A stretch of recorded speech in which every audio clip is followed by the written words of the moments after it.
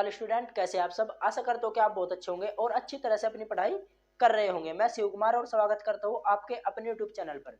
आज की इस वीडियो में हम देखेंगे सेल। आपके जितने भी डाउट्स हैं वे आज सारे क्लियर होने वाले हैं। आपने यदि कुछ भी नहीं पढ़ा सेल के बारे में तो आज से और अभी से हमारे चैनल के माध्यम से जुड़ जाइए। आज से और अभी से आपकी जो बायोलॉजी है इसमें आपकी पकड़ मजबूत होने वाली है, क्योंकि आप देख रहे हैं हमारा चैनल। और यदि आप हमारे चैनल पर नए हैं तो प्लीज सब्सक्राइब करिए और टाइम न वेस्ट करते हुए चलते हैं वीडियो की ओर और देखते हैं कोशिका। कोशिका जिसको इंग्लिश में कहते हैं सेल। सेल कोशिका जीवों की संरचनात्मक और क्रियात्मक इकाई है। इसका क्या मतलब हुआ कि कोशिका ही शरीर की संरचना और जो उसकी क्रिया है उसको बनाने में महत्वपूर्ण भूमिका निभाती है। जिस प्रकार यदि हमें किसी मकान का निर्माण करना हो तो सबसे पहले हमें किसकी आवश्यकता होगी? ईंट की। ईंट के द्वारा ही हम दीवार का निर्माण कर सकते हैं और विभिन्न दीवार मिलकर एक कमरा तैयार करेगी और विभिन्न कमरे तैयार करने के लिए और विभिन्न कमरे जब तैयार हो जाएंगे तो हमें पूरे घर का रूप ले लेगी। इसी प्रकार जब सेल होती है विभिन्न सेल मिलकर ऊतक का निर्माण करती है और विभिन्न ऊतक मिलकर ऊतक तंत्र बनाते हैं और ऊतक तंत्र मिलकर बनता है अंग और विभिन्न अंग मिलाकर हमारे संपूर्ण बॉडी का निर्माण कर लेता है।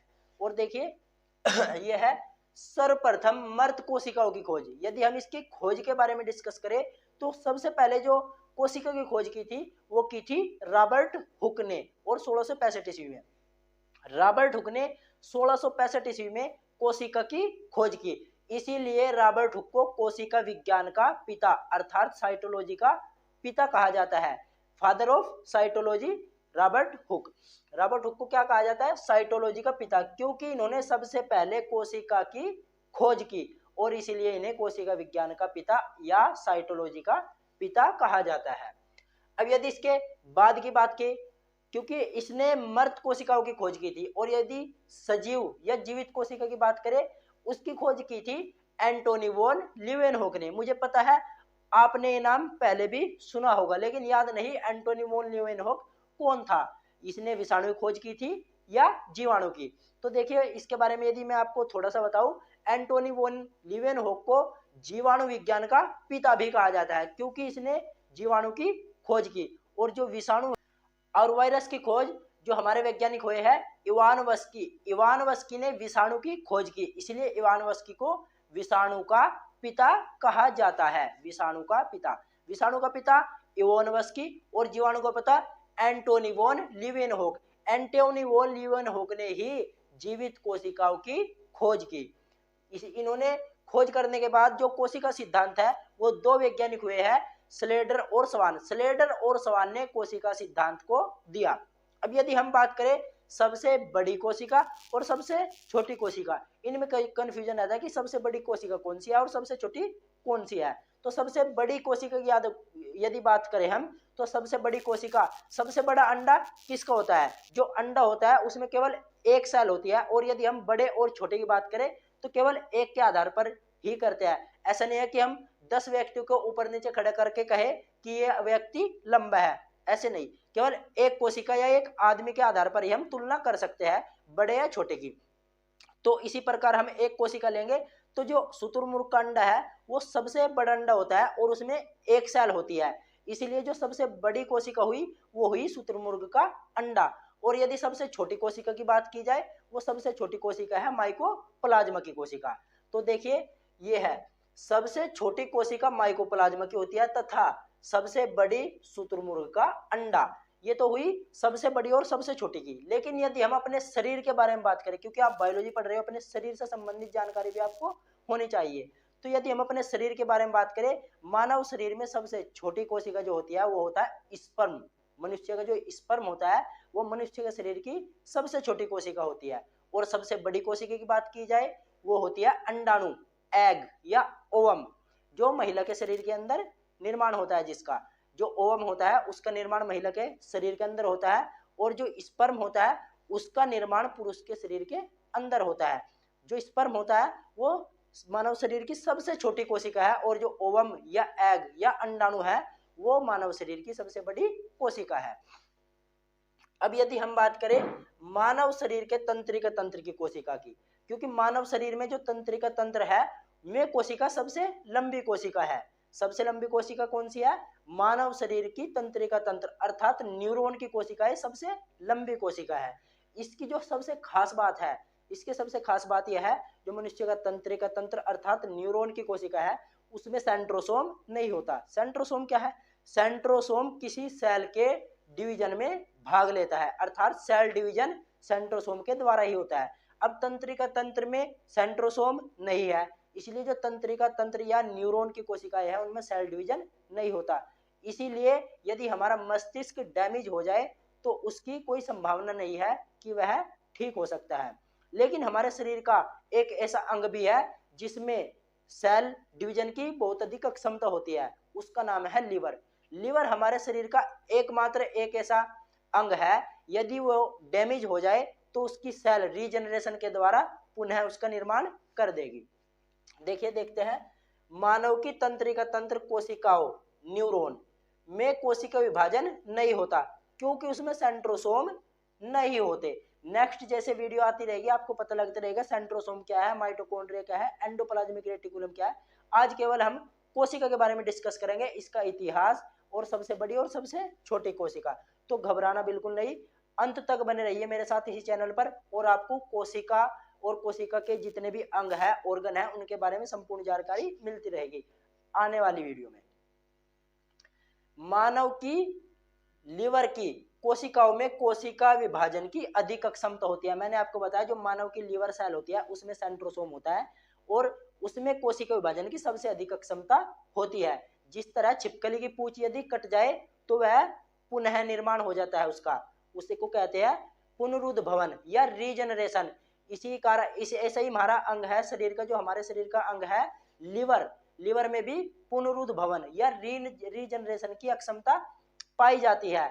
यदि हम अपनी अंगुली को काट ली जाए तो ये अंगुली दोबारा नहीं इसका रीजनरेशन नहीं होगा या इसका पुनः निर्माण नहीं होगा, क्योंकि जो हमारे हाथ की कोशिकाएं हैं उनमें सेंट्रोसोम नहीं होता या में पुनः निर्माण नहीं कर सकती, रीजनरेशन की क्रिया नहीं कर सकती। लेकिन हमारे शरीर का जो लिवर है और जो मनुष्य जो छिपकली की जो पूंछ है उसमें रीजनरेशन की क्रिया होती है, इसलिए में दोबारा भी जनरेशन कर सकते हैं। कोशिका विभाजन नहीं होता, न्यूरॉन में कोशिका विभाजन नहीं होता क्योंकि उसमें सेंट्रोसोम नहीं होते, जबकि मानव की लिवर की कोशिकाओं में कोशिका विभाजन की अधिक क्षमता होती है। अब यदि हम बात करें सबसे पहले सेल या टिश्यू सिस्टम किस प्रकार से निर्माण होगा। देखिए, सबसे पहले होती है सेल। सेल से ही हमने वीडियो की शुरुआत क्यों की, क्योंकि हमको पता है कि हमारे शरीर छोटी छोटी कोशिकाओं से मिलकर बना है। जिस प्रकार हमारे सेल का आधार कोशिका है, हमारे शरीर का आधार कोशिका है, उसी प्रकार हमने वीडियो का भी आधार क्या समझा, कोशिका की। सबसे पहली वीडियो कोशिका की लेकर आए ताकि आपके जो मन के डाउट्स हैं वे क्लियर हो जाए। तो हमारे शरीर के निर्माण में सबसे पहले भूमिका निभाती है सेल। विभिन्न सेल मिलकर टिश्यू बनाती है और विभिन्न टिश्यू मिलकर टिश्यू सिस्टम, और टिश्यू सिस्टम बहुत सारे मिलकर ऑर्गन बनाते हैं, और ऑर्गन बनने के बाद विभिन्न ऑर्गन मिलकर हमारे हाथ, पैर, नाक, कान, मुंह, ये सभी ऑर्गन मिलकर हमारे संपूर्ण शरीर का निर्माण करते हैं।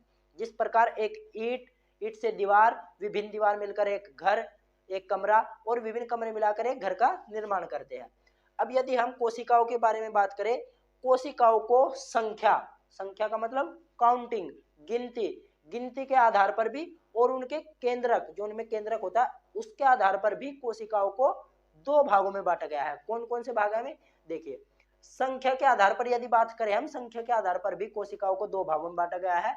एक कोशिकीय, जिनमें केवल एक कोशिका होगी, उनका एग्जाम्पल है अमीबा, युगलिना, पैरामीशियम आदि।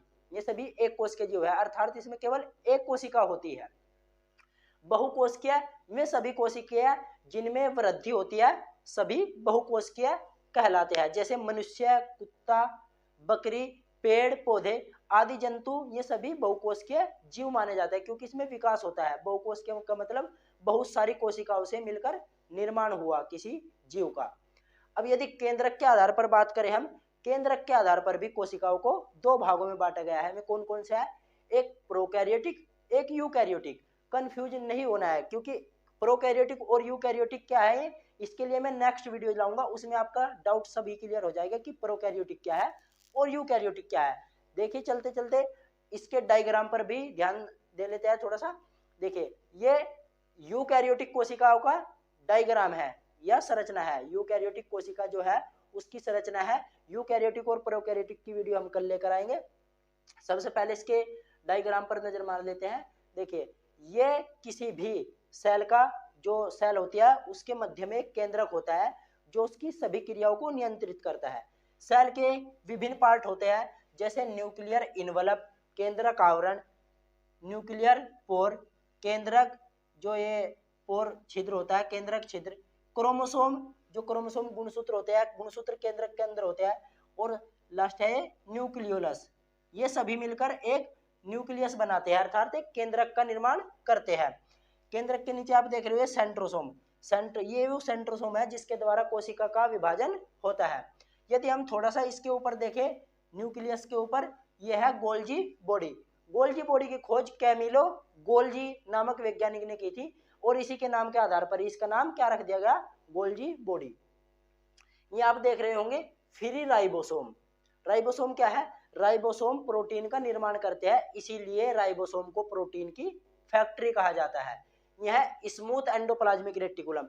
एंडोप्लाज्मिक रेटिकुलम क्या है, जो केंद्रक आवरण है, केंद्रक आवरण के चारों ओर एक झिल्ली पाई जाती है जिसे एंडोप्लाज्मिक रेटिकुलम कहते हैं। एंडोप्लाज्मिक रेटिकुलम दो प्रकार के होते हैं, एक स्मूथ एंडोप्लाज्मिक रेटिकुलम, एक रफ एंडोप्लाज्मिक रेटिकुलम, जिसे हिंदी में कहते हैं खुरदुरा अंतःपरद्रव्य झिल्ली, और दूसरा चिकनी अंतःपरद्रव्य झिल्ली। चिकनी स्मूथ क्यों कहते हैं उसे, क्योंकि उसके सरफेस पर राइबोसोम नहीं चिपके हुए थे। आप देख रहे होंगे ये स्मूथ एंडोप्लाज्मिक रेटिकुलम है क्योंकि इसकी सरफेस पर राइबोसोम नहीं चिपके हुए हैं। और यदि आप इसके चारों ओर ध्यान से देखोगे तो जो ये एंडोप्लाज्मिक रेटिकुलम है इसकी सरफेस पर राइबोसोम चिपके हुए हैं, इसलिए इसे रफ एंडोप्लाज्मिक रेटिकुलम कहा जाता है।